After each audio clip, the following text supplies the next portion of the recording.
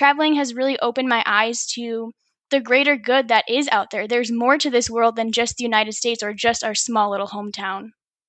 And it's also just learning from other people and learning about other cultures and really kind of putting into the world what is also expected of us as travelers through the world and how we can respect the world and the people here through our art form. Hi, I'm Allison Endries from the Wanderlusting Wives podcast. Hi, I'm Regan Todd from Wanderlusting Wives podcast. And you're entering a world gone good.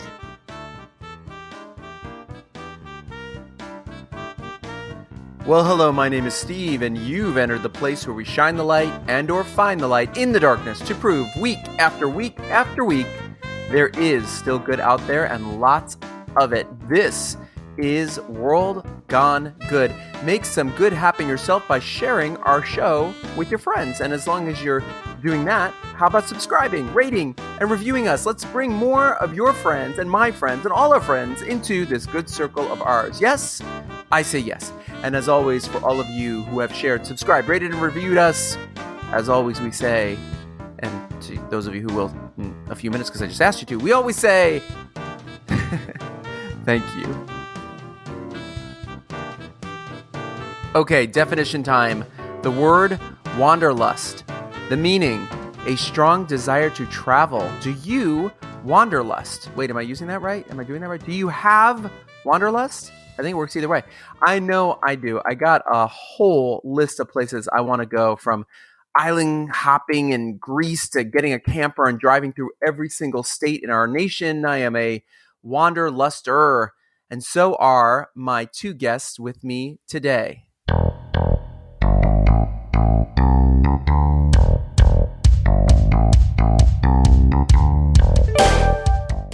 Allie and Regan host the podcast, The Wanderlusting Wives, and these are their good adventures.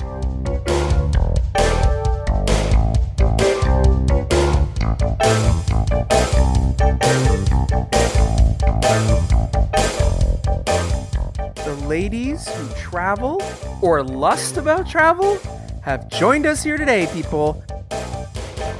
And we are going to start with the most logical question, because I have done my research and I think we all know where I'm going to start. And that is, you two did High School Musicals together or pretended to in your backyard? Go. Fill me in. Let's go. Oh, no. Yeah, we definitely pretended. We were very much so amateurs, but we did, we created sets, or at least attempted to, using hand tools that we definitely didn't know how to use and did not have parental supervision for. Oh my God, I love this so much. Okay, wait. Were you doing High School Musical, the musical, or you were doing your own made-up musicals, or you were doing Wicked? What, Allie, what was happening? A whole lot of everything. So Regan's family, she has two parents who are music teachers, completely immersed in the theater world. Regan's a theater fanatic herself. So Regan rallied the troops and said, "You're going to be Gabrielle, you're going to be Troy." And we just kind of went from there, and she choreographed everything. We did some dances, we pretended that we could sing, and we did a little show on Regan's back deck for all of our parents. Oh my God. Did anyone film it? I sure hope not. Oh, we might have a video somewhere of our rendition of Hoedown Throwdown from the Hannah Montana movie, but no, not High School Musical. Sorry. That's amazing, though. So you two have been friends since you were how old? Third. So Regan's a year older than me, grade-wise. So I think I was third grade and Regan was fourth grade. Does that sound right? Yeah, that sounds about right. We lived around the corner from each other for several years before even knowing that we existed to one another. And yeah, we were joined at the hip ever since. Now, where are you in the world when you say you live around the corner from each other? Where did you guys grow up? In a very small town called Medina, New York. It's about an hour east of Buffalo. Wow, it's high up there, because I was in Cornell University for one summer, which is near Ithaca, which is kind of up there, but not that close. Yeah. And now where are you both? Allie, you're in New York and Rochester? Regan's Rochester. I'm in Pittsburgh. I flipped it. Yeah. Dang it. Okay. Mm-hmm. And Yeah. there's another piece of information I learned about you both. You call yourself young wives. See, my voice kind of quivered when I said it. That makes me a little nervous. Well, I got married in 2019, just out of college. So I wasn't like super young, but like a 21st century young. I was 21. Allie, were you around that too when you got married? Yeah, so I actually got married in 2020, dun dun dun, the awful year to get married, but went ahead with it anyways. And right out of college, yeah, I think maybe 2 weeks after graduating. So I was 22, but my husband was 21 at the time. Okay, that's not that young. I can get on board with that. Now, obviously, you get married. There's a honeymoon, a la travel. I'm thinking Regan got to go on a honeymoon, but I don't know if Allie did because of the pandemic. Regan, did you go on a honeymoon, and where'd you go? Yes, we did. We got it right in before COVID all hit. We went on a cruise and we went to a few different ports, Amber Cove in the Dominican Republic, Bahamas, Grand Turk. It was just like the most blissful week. It was amazing. Everything I could have wanted on a honeymoon. And now we cut to Allie. Allie? Crickets over here. Yeah, so we were supposed to go to Belize for about a week, and that did not happen, of course. We have still yet to go on a honeymoon, so we're just aiming for like the 5 year mark, and we'll splurge on a really nice vacation before we settle down and have some kids.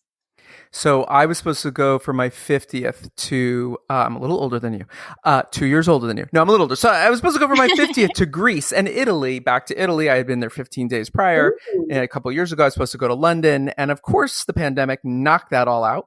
And so that is still to come. And that's why you're here today, because we're going to talk about the good of travel. You are the Wanderlusting Wives.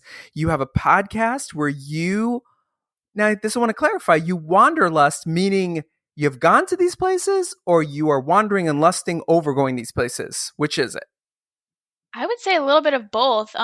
We kind of lust through our guests that we have on our podcast, but then we also share about our own experiences. And we started during the pandemic, almost kind of just like, let's just do this. We really enjoy traveling. We don't really get to see each other that often, being at least 4 hours away.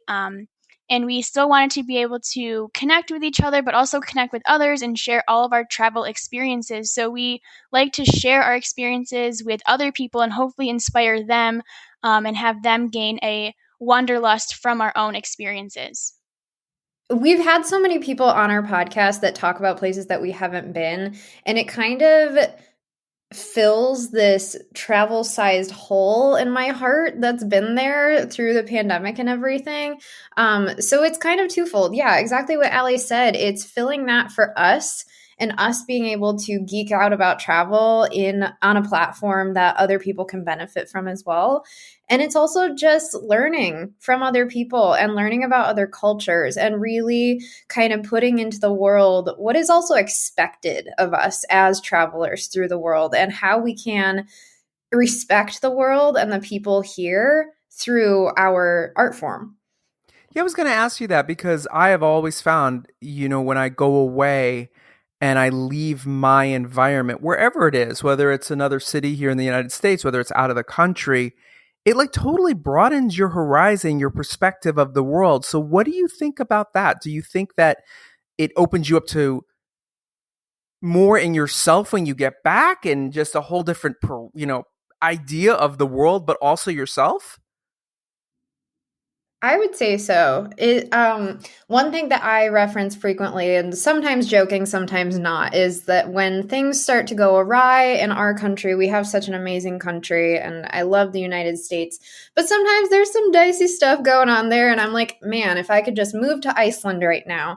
And that is because when I went to Iceland, I realized that people can live so minimally and be happy still and use their environment in a very symbiotic way.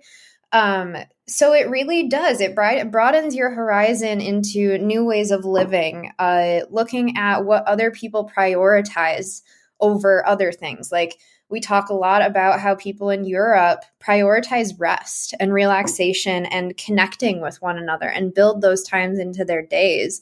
And that's just something that we don't think about that. I rarely take a lunch break most days. So it's definitely been eye-opening to talk about these cultures and just learn about what other people value. Let's talk about Iceland for one quick second here. I'm obsessed with going to an ice hotel. Have you done that? Do you know about that? Am I crazy? You consider the latter. It's fine. I'm used to it. Go ahead. I personally have not. Regan, I don't think you have either. No, I think it's crazy and also the most badass thing you could probably do. Like, it's just cool. Don't you want to go there though and just have a drink and leave? Like, I don't know that I could spend the night because the whole night I'd be like, the the ice hotel's gonna fall in on me. Let's be honest. That's a good point. I would not be able to sleep, or I would be so cold that I wouldn't be able to sleep. And I would just like, can we get out of here and just get a hotel? Like, this is a cool experience, literally a cool experience, but it's not going to be for me. They usually have a hotel, like a real hotel right across the street you can stay at if you don't want to stay in the ice hotel. So that's where we'd all go stay. And then we'd all go over there and they'd give us big furs. And we go in there, we'd have some vodka, spend about an hour or so, and then get the hell out of there and we go skiing or something. Now, Allie, I have a question for you, which is, where's the first place, first big vacation place, first trip that comes to mind in your life that you went, oh my God, I'm traveling? Yeah, so I am fortunate enough that started traveling internationally in third grade. So my dad is a high school history teacher in my local hometown where I grew up, and he decided that he was going to take a bunch of students to Europe.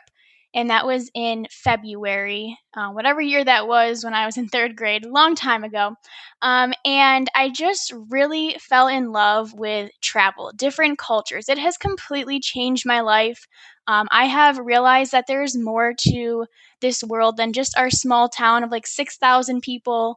It has led me to be more open, and I have moved out of state to go to college and eventually settle down out of New York. I have even become a teacher who has a concentration in international education, and I have a master's degree in ESL. I'm passionate about working with people whose first language is not English. So if I didn't have those experiences traveling to Europe or wherever it may have been, I probably would maybe be in my own hometown still, which is totally fine. But traveling has really opened my eyes to the greater good that is out there. There's more to this world than just the United States or just our small little hometown. And Regan? Yeah, I'm trying to think of like if I had a moment where all of a sudden I was like, oh my God, I'm traveling. When I was a kid, it was always going to Disney World. That was like a completely new environment. But I would say that in my adult life, honestly, going to Iceland and looking at the vast expanse of not only glaciers, but these like rock formations that you'd never see anywhere else and the colors of the water that you wouldn't see anywhere else. And I was like, I remember having this moment where I was like, my God, this exists. And this is just one corner of the earth. So I think that would be it. Like going to Iceland and really just taking in this incredible country. It's just amazing. I was always jealous because I had so many friends in college, especially, who went on those, study abroad groups, and they just traveled all over the place. And I was so jealous of them. But I was also at the same time a little scared to go because it's so intimidating, don't you think, sometimes to get out of your comfort zone? Yes. And absolutely also, if you're going somewhere where there's a language barrier, and we as Americans often think, oh, everyone should just speak English. And several people around the world are learning English, but that doesn't mean that we dishonor their native language. Like when we are going onto their turf, we need to be respectful of their culture and their language and everything. So yeah, it's so intimidating though, because it's like, oh, I don't want to say the wrong thing, or I don't want to say a word that sounds like it should be the right word, and all of a sudden I'm saying something completely inappropriate. So yeah, it's definitely daunting. Exciting, almost an adrenaline rush, but yeah, I would say intimidating for sure. A group of us went to Italy for my friend's 40th birthday in 2007. And some of the people went on this flight that was just way too expensive for me. They wanted to go business class. I couldn't afford it. And so I went coach, which was fine. And I was very sure to make sure that I went from LAX, Los Angeles, to Heathrow, London, make my change in London to go to Rome. Because for that reason we're just talking about right here, I was afraid of a language barrier, even in the airport, which might sound crazy, right? But my friends, they did LAX to, I want to say Johannesburg, and there's no English going on there. And they got off the plane. They didn't know how to get to their gate. They didn't know what to do. And this, everybody, is 2007. So it's before smartphones. And they were in a panic because their plane landed just enough time for them to make it to the next gate. But their next gate, they couldn't even figure that out. So they were like running through an airport like two American idiots, God bless them, trying to find anyone who could tell them, how do I find my gate? And they did find their gate. They actually got there before I did. But that's another entire long story. Allie, is there a dream place? I mean, there is for everyone. Is there one dream place for you to go that's on your list? I always dread this question because I have a whole list in my phone of places that I would love to go. But I think my top list or top of my list would probably be Australia.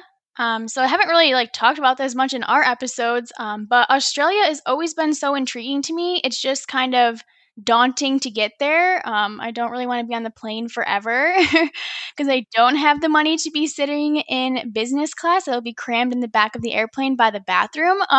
So I would like to make it to Australia someday. I would love to see some kangaroos just out in the wild and just experience life down under.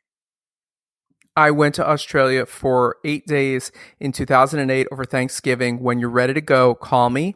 I'll talk you through everything, including the Australian rainforest, Port Douglas, which is at the northern end, like the main. A lot of people don't know this, and perhaps you guys do, but Australia is much like the United States, except in size and shape-ish, right? Except like the whole West Coast is one thing, East Coast, and then it's just sort of dead in the middle. There's nothing happening in the middle. It's just a giant outback. But they have the largest rainforest in the world. Let me clarify that. It's not the largest rainforest in the world. I'll fix this in the edit, or perhaps I won't. It's the oldest rainforest in the world. It is 100 times older than the Amazon, and very few people know that. And we did a night tour in the dark, in complete darkness, with little headlamps on, of the rainforest with a tour, which was just trippy as hell. Regan, where is your dream location? Where are we going? Okay, well, now it's a night tour through the rainforest in Australia. It's amazing. It sounds incredible and like everything that I want in life. Everyone's so nice there, too. I have to tell, shout out to Australia. Nicest people. There's nice people all over the world. Incredibly nice people. Oh, that would okay, yes. I definitely want to go there. Let's plan a trip. I know that mine and Allie's like collective number one is to go to Banff National Park in like the Canadian Rockies. That's like our together bucket list item. But for me, my husband a couple of years ago for our anniversary got me this map that has pins in it that you put in, like the red pin for where places you've called home, places you've been, etc. And through doing that, I was able to pinpoint exactly where those places were. But then, of course, this question, yeah, I agree with Ellie. I dread it. But I think number one, I'd really love to go to the Maldives. Like it looks, or Maldives, as some people say it. It looks like a paradise that shouldn't belong on Earth. Like it's too good for us. And where is it? Because I always get that question. Where is that? It's south of India. Right. Okay. Yeah. Yeah. It just, seeing the slides that go from your little like bungalow into the beautiful crystal water. I need that in my life. I did that in Tahiti. I did something similar in Tahiti because I have been to Tahiti as well. I've been to Fiji. I've been to a few places, not many, many places. But speaking of which, Wanderlusting Wives is a podcast. Allie, take us in there. How did this start? What you were talking about that you guys started this. I gotta stop saying you guys. You're not guys. Y'all. I learned that from Faye Saley. Faye Saley, my very first guest I ever had on the show. Y'all. Hey. Yep, see? Y'all. That's much better because you're not guys. Y'all started this podcast during the pandemic. Tell my audience what the podcast is and what it's about. Yeah, so we did start the podcast during the pandemic, kind of on the second half of the pandemic, if you will. So 2021, we decided, you know what, there is still seems like there's no hope for travel to be opening back up. So let's just make light of it, get people excited to want to explore the world, maybe get them starting to imagine what it's going to be like when life gets back to our new normal and we can start traveling again. So we wanted to start to inspire others. We always say, like, escape from life's monotony, indulge in your wildest travel fantasies, and discover the constant beauty of this ever changing world, because there is so much beauty out there that is yet to discover from us and other people as well who travel frequently. It's just such a beautiful world out there, and we want to inspire people to travel to the places we've been to, where our guests have been to, or even just inspire them to plan their first vacation. Maybe they've never gone on a vacation before, and we want to share our excitement for travel with them. So we like to bring on a variety of different guests who've been to a variety of different places and share their experiences. And then we usually post 20 to 30-minute episodes every Tuesday at 5 a.m. Eastern Standard Time. Regan, tell us some of your guests you've had on and where they've been. Yeah, so we have had guests come on who have talked us through their travels in Italy, France. We're hoping to have some episodes on Thailand, Hawaii, etc. Coming up. Allie has had some really great experiences in Sweden and in Bolivia. So we've kind of been pulling from our immediate circle right now in terms of family, friends, kind of like anyone that we're like two people removed from. But we are starting to also see some additional guests come out from like a more professional community. And we had Ted Craig come on, who talked about Banff National Park and Jasper National Park. And that was a really, really great experience. It was a really great episode, really inspirational, and lots of visuals going on there, which is another goal of our podcast. Travel isn't possible for everyone.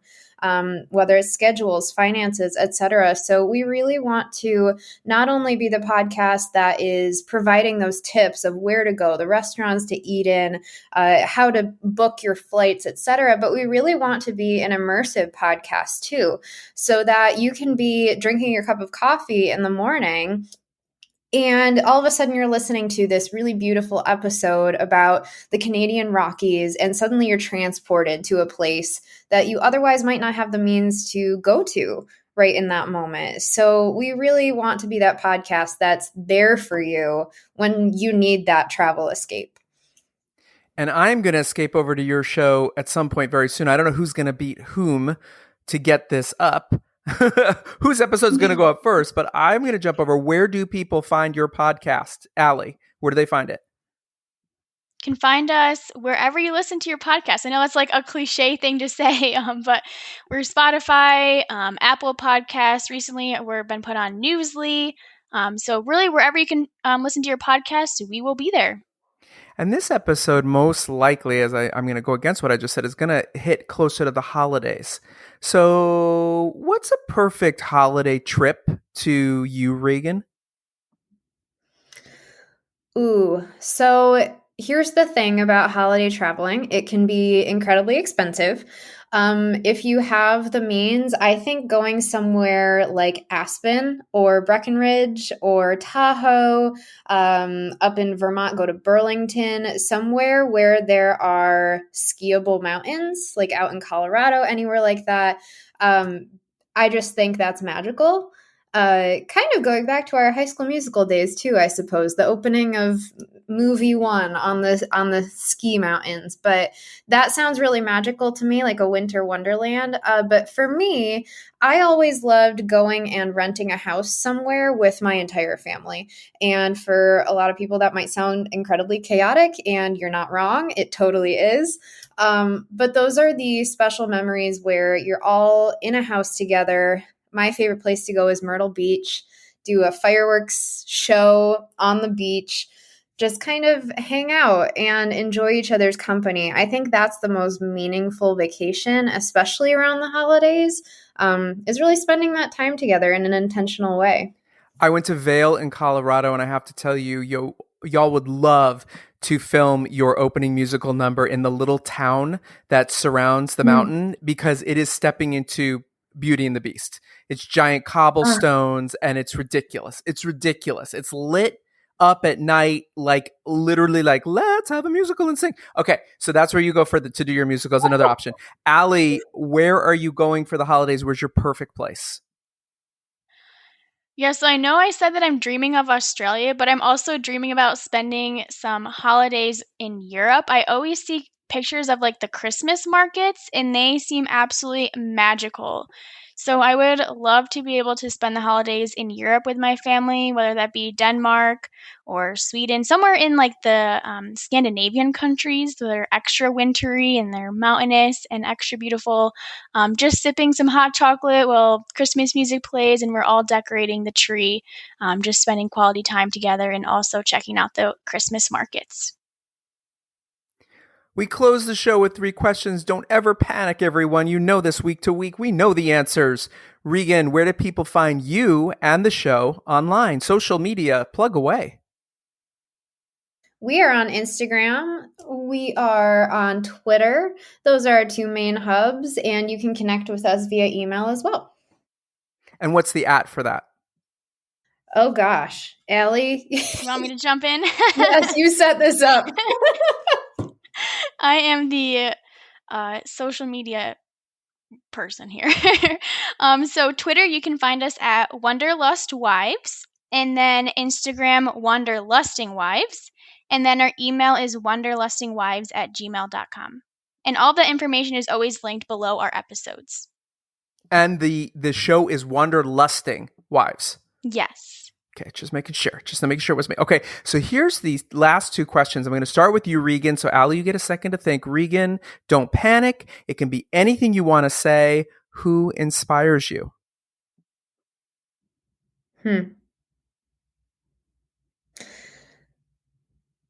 I think this is going to be very cliche, but it's true about my sister and my mom. Just looking into this world and seeing that there's a lot of negativity, but there's also a lot of beauty. And my sister and my mom are incredibly good at embracing that beauty and pressing forward and finding positives and finding ways to give back to communities that really need it. And that notion has influenced me in such big, beautiful ways that I just want to emulate that and put that back into the earth. So they inspire me a lot in that way. Professionally, I honestly have to say Michelle Obama. Like, the woman I don't think there's anything that she can't do. Her story is incredibly inspirational of everything that she went through and the things that she did for our country and is continuing to do for our country, and the women and just kids around the earth and of all backgrounds, just embracing them and moving us as a society in a direction that I think can really have a huge impact on the world. Allie, who inspires you? I am not copying Regan here, but I am going to say my mom as well. She does not always get the recognition she deserves, whether that be at work or being a mom or a wife. She does more than anyone would ever expect her to do. She goes above and beyond, and we can always count on her. If we need her or need anything or a shoulder to cry on, someone to talk to, she is the go-to person for everyone in the family, whether that be her siblings, her parents, her children, her husband. She is our go-to woman, and we would all be lost without her. And the final question is not a question. It is a statement to finish. I'm going to start with you, Allie. Lucky Regan, you're the one who gets a second to think. Oh, thank God. Allie, just finish this statement. Tell me something good. Something good. Let's see.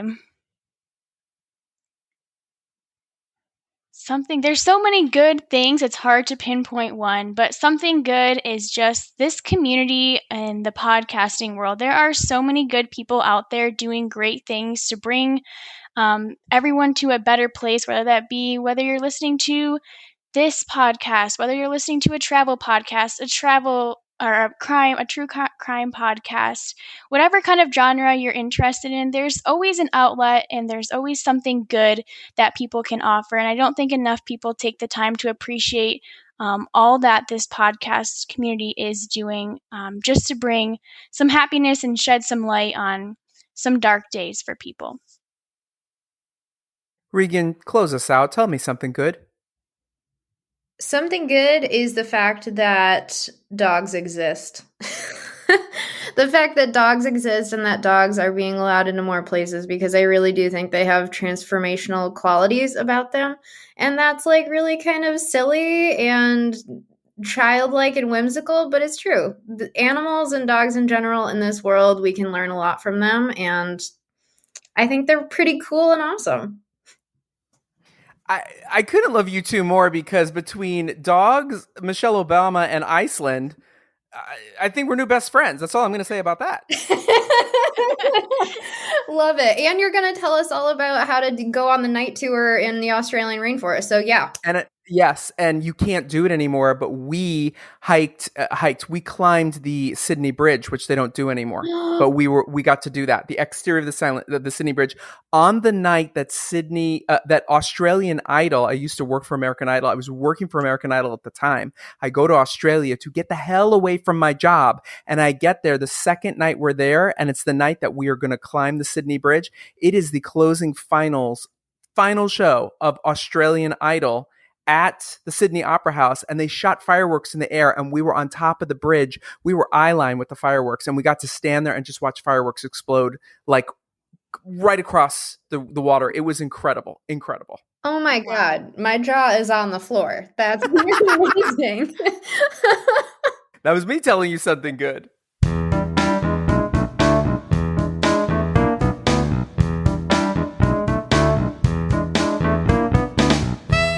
Thank you, Allie and Regan, for sharing your good. Go get your Wanderlust on with the Wanderlusting Wives wherever you podcast best, like where you're podcasting right now. Look them up, Wanderlusting Wives.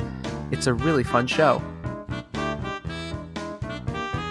World Gone Good wishes you the happiest and healthiest of holidays and a wonderful new year. We will be back with all new episodes in 2023. Are we going with that? Or are we going with 2023? How does it work again? We've already recorded a few of these good new episodes, so we are ready to get our good back on with you. It's going to be way sooner than you think, but until then, be good.